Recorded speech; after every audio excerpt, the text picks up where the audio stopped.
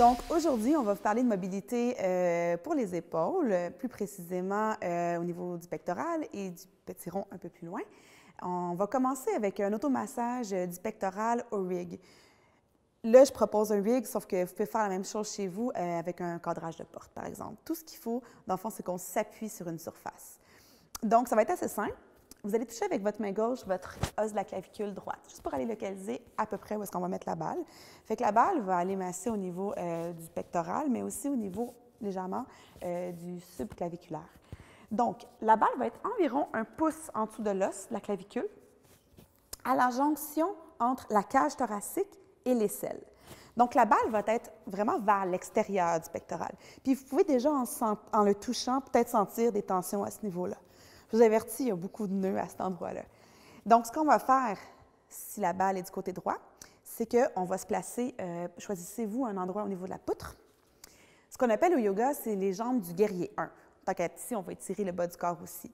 Donc, la jambe droite va être pliée à l'extérieur de la poutre et le genou va être juste au-dessus du talon. Pour les jambes du guerrier 1, l'autre jambe, la jambe de support, la jambe arrière, va être longue et vous allez déposer le talon au sol et les orteils légèrement en angle vers l'intérieur. Et là, ce que vous allez faire ici, c'est que vous allez vous pencher. Vous allez vous pencher et commencer à laisser votre torse descendre vers l'avant pour aller créer une pression au niveau de la balle que vous avez placée au niveau du pectoral. Commencez par sentir s'il y a des résistances à cet endroit-là. Puis une fois que vous sentez que vous êtes bien placé, une fois que vous sentez que la balle est en train de s'appuyer sur des adhérences puis qu'il y a quelque chose qui se passe, vous pouvez commencer à introduire le mouvement dans votre automassage. Donc, ça va être de bouger le bras vers l'arrière, vers le haut, afin de faire bouger les fibres autour de la balle. Et là, vous devriez sentir qu'il y a des petits nœuds, bien entendu. Des fois, c'est un peu bizarre parce qu'on sent carrément qu'il y a des choses qui bougent. Vous voulez défaire les adhérences. Vous voulez venir faire une pression sur les nœuds. On peut comparer ça à l'action qu'un massothérapeute ferait lorsqu'il va aller faire une pression avec ses pouces à un endroit qui est très tendu. Je ne veux pas dire que le yoga n'est pas suffisant, mais juste faire des étirements sans aller faire de pression sur les fascias, c'est comme s'il nous manquait quelque chose. Fait que c'est bon de combiner plusieurs techniques à la fois. Donc, on va bouger ici le bras vers le haut, vers le bas pour plusieurs respirations. Et ensuite, on va faire le même mouvement, mais avec une petite variation. Ça va être de faire en sorte que lorsque le bras arrive vers le sol, amener la main à l'arrière du dos. Donc, on va amener l'épaule en rotation interne. Fait qu'à l'arrière du dos comme ceci, exactement. Et ensuite, ramener la main vers le haut.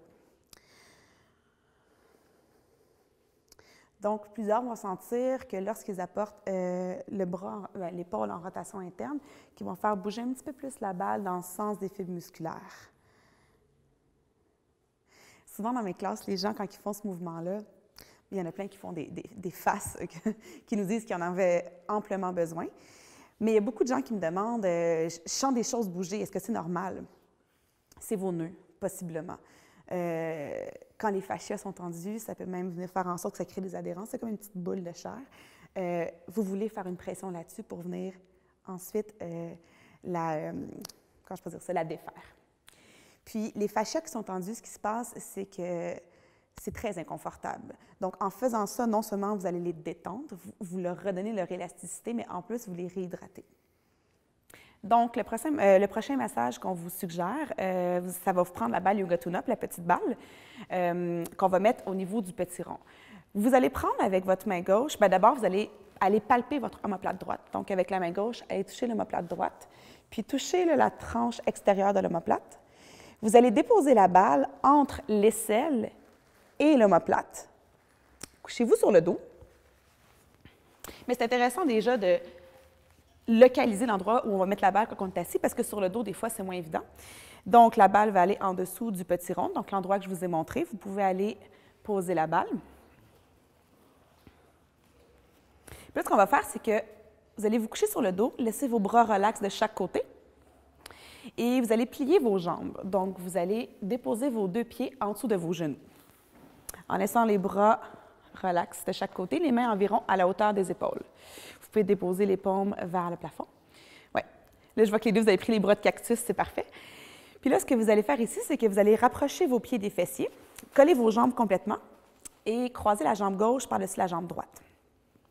En collant les cuisses, donc en ne laissant aucun espace entre les cuisses. Et puis là, pour une douce torsion, vous allez laisser tomber les genoux vers la droite. Puis en faisant la torsion, ce qui est intéressant, c'est que, premièrement, c'est une rotation de la colonne, excellent pour la santé de la colonne vertébrale, mais aussi, sentez-vous que ça ajoute une pression supplémentaire sur la balle. Là, les deux, ils me font une face que oui. Et puis là, Alex, tu peux laisser l'épaule gauche vers le sol. Puis là, ce qu'on va faire, c'est qu'on va rester dans la position au moins 1 minute 30. Là, ici, à cause de l'espace, on ne va pas faire la variation, mais ce que les gars pourraient faire, ce serait aussi ce qu'on appelle le mouvement Pin and Stretch Yoga Tune-Up. Ça va être, il est possible de bouger le bras librement au sol, un peu comme si on faisait un ange dans la neige. Le but, c'est juste de bouger les fibres autour de la balle. Donc, quand on vous propose certaines technique d'automassage, dites-vous que le but, c'est de créer du mouvement aussi. Si vous faites une pression soutenue puis que c'est parfait, vous restez-y.